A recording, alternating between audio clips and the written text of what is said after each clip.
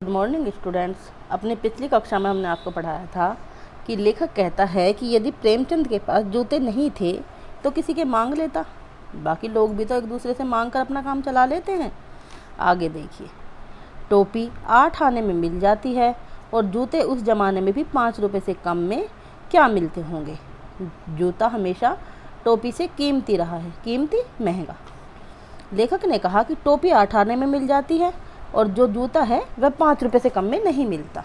जूते की कीमत हमेशा टोपी से ज़्यादा ही रहती है। अब तो जूते की कीमत और भी अधिक हो गई है।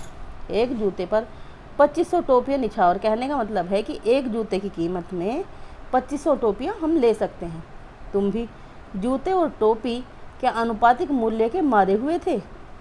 यह विडंबना मुझे इतनी तीव्रता से पहले कभी नहीं चुभी। विडंबना दुख, यह दुख जो था मुझे इतनी तेज गति से पहले कभी नहीं चुभा जितना कि आज चुभ रहा था। जितना बुरा मुझे आज लगा, इससे ज़्यादा बुरा मुझे कभी अपने जीवन में नहीं लगा था।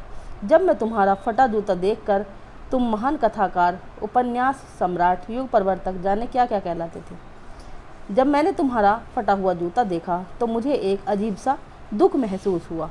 क्यों? क्योंकि तुम तो महान कथाकार कहे जाते हो। मुंशी प्रेमचंद को अनेक नामों से जाना जाता है, जैसे महान कथाकार, उपन्यास सम्राट, युग प्रवर्तक, ना जाने कौन कौन से नाम। मगर फ़ोटो में भी तुम्हारा जूता फटा हुआ है। मेरा जूता भी कोई अच्छा नहीं है। अब लेखक ने कहा कि जो मेरा जूता है, जो जूता मैं पहने हुए हूँ, वह भी बहुत अच्छा नहीं है, परंतु यूँ ऊपर से अच्छा दिखता है। यह जो जूता है यह ऊपर से अच्छा दिखाई देता है। अंगुली बाहर नहीं निकलती, पर अंगूठे के नीचे तला फट गया है कि मेरा जूता जो है वह प्रेमचंद के जूते की भांति ऊपर से फटा हुआ नहीं है, बल्कि तला फटा हुआ है। अंगूठा ज़मीन से घिसता है और पैनी मिट्टी पर कभी कभी रगड़ खाकर लहूलुहान हो जाता है। लहूलुहान हो जाना, खून निकल जाना। पूरा तला गिर जाएगा, पूरा पंजा छिल जाएगा, मगर उंगली बाहर नहीं निकलेगी। लेखक ने बताया कि मेरे जूते का पूरा तला घिस गया है, उससे मेरा पंजा भी छिल सकता है, परंतु कभी भी उंगली बाहर दिखाई नहीं देती। तुम्हारी उंगली दिखती है पर पाँव सुरक्षित है। मेरी उंगली ढकी है पर पंजा नीचे घिस रहा है। तुम पर्दे का महत्व नहीं जानते, हम पर्दे पर कुर्बान हो रहे हैं। लेखक ने बताया कि तुम पर्दे के महत्व को नहीं समझता। लोग बाग वो चीज़ देखते हैं जो उन्हें सामने दिखाई देती है, उसके अंदर क्या है उन्हें कुछ दिखाई नहीं देता। आगे चलें बच्चों। तुम फटा जूता बड़े ठाठ से पहने हो, मैं ऐसे नहीं पहन सकता। फ़ोटो तो ज़िंदगी भर इस तरह नहीं खिंचाऊँ, चाहे कोई जीवनी बिना फ़ोटो के ही छाप दे। लेखक ने कहा कि तुमने ये जूता बड़े ठाट बाट से पहन लिया और पहन की फ़ोटो भी खिंचा लिया, लेकिन मैं तुम्हारी तरह नहीं कर सकता। तुम्हारी यह व्यंग मुस्कान मेरे हौसले पस्त कर देती है। तो व्यंग मुस्कान, कटीली मुस्कान, कटाक्ष करने वाली मुस्कान, हंसी मेरे हौसलों को हरा देती है। क्या मतलब है इसका? इस बात का क्या मतलब है? कौन सी मुस्कान है यह कौन सी मुस्कान है तुम्हारी? क्या होरी का गोदान हो गया?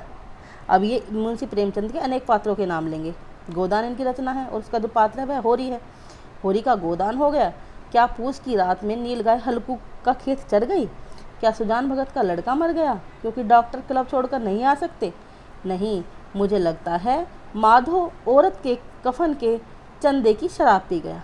वही मुस्कान मालूम होती है। मैं तुम्हारा जूता फिर देखता हूँ कैसे फट गया यह मेरी जनता के लेखक कहता है मैं तुम्हारे जूते को फिर दोबारा से देख रहा हूँ कि यह कैसे फट गया। क्या बहुत चक्कर काटते रहे? क्या तुमने बहुत अधिक चक्कर काटे हैं? क्या बनिए के तगादे से बचने के लिए मील 2 मील का चक्कर लगाकर घर लौटते रहे? चक्कर लगाने से जूता फटता नहीं है, घिस जाता है। कुंभन दास का जूता भी फतेहपुर सीकरी आने जाने में घिस गया। उसे बड़ा पछतावा हुआ। उसने कहा, कुंभन दास ने क्या कहा है? आवत जात पन्हैया घिस गई, बिसर गया हरि नाम। पन्हैया कहते हैं जूतों को। उन्होंने कहा कि सीकरी आने जाने में मेरे जो जूते हैं वह घिस गए और मैं हरि नाम को, भगवान के नाम का सुमरण करना भी भूल गया और ऐसे बुलाकर देने वालों के लिए कहा था, जिनके देखे दुख उपजत है तिनको करबो परे सलाम। जिनको देखने से ही हमें दुख उत्पन्न हो जाता है उन्हें हमें शीश झुकाकर प्रणाम या नमस्कार करना पड़ता है।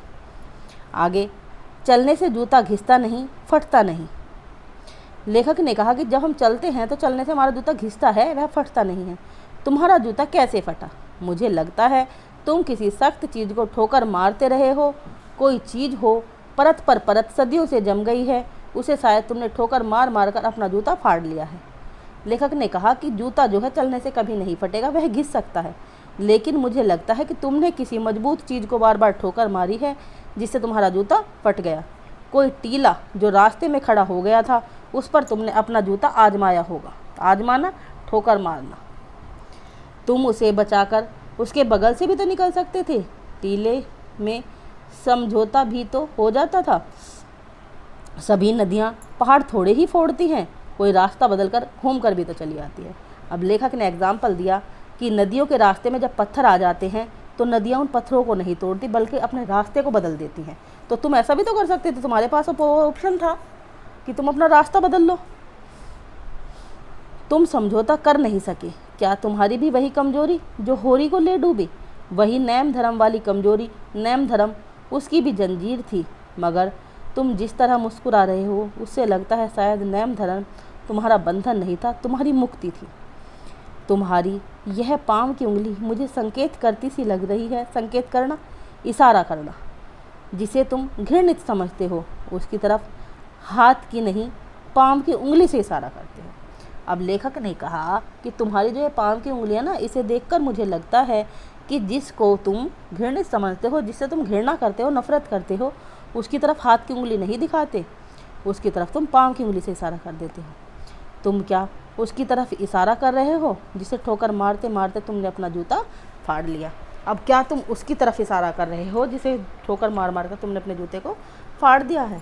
मैं समझता हूँ, तुम्हारी उंगली का इशारा भी समझता हूँ और यह व्यंग मुस्कान भी समझता हूँ। लेखक ने कहा अब मुझे सारी बातें समझ में आ रही हैं, तुम्हारी उंगली का इशारा भी और तुम्हारी यह कटाक्ष वाली हंसी भी। तुम मुझ पर या हम सभी पर हंस रहे हो, उन पर जो उंगलियां छुपाए तलवा घिसाए चल रहे हैं। तुम उन सभी लोगों पर हंस रहे हो जो अपनी उंगलियों को छुपाए हुए हैं और जिनके जूतों के तले घिसे हुए हैं, उन पर जो टीलों को बरकरार बाजू से निकल रहे हैं। तुम कह रहे हो मैंने तो ठोकर मार मार कर जूता फाड़ लिया, उंगली बाहर निकल आई पर पाँव बच रहा है और मैं चलता रहा हूँ।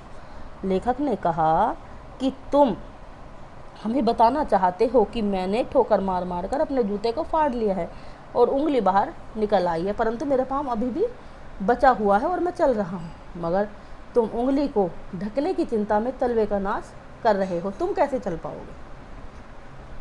मैं समझता हूँ, मैं तुम्हारे फटे जूते की बात समझता हूँ, उंगली का इशारा समझता हूँ, तुम्हारी व्यंग मुस्कान भी समझता हूँ। अब लेखक कहता है कि मुझे तुम्हारी सारी बातें समझ में आ गई हैं, तुम बहुत समझदार हो और मैं तुम्हारे इस फटे हुए जूते की बात को भी समझता हूँ और तुम्हारी उंगली का इशारा भी समझता हूँ और तुम्हारी यह कटाक्ष मुस्कान को भी समझता हूँ कि अपने अस्तित्व, अपने मान सम्मान को नष्ट करते जा रहे हैं। ऐसी परिस्थितियों में वे कैसे जीवन व्यतीत कर सकेंगे? अंत में लेखक यही कहता है कि उनके द्वारा दिए गए निर्देशों को भली भांति समझ गए हैं। धन्यवाद।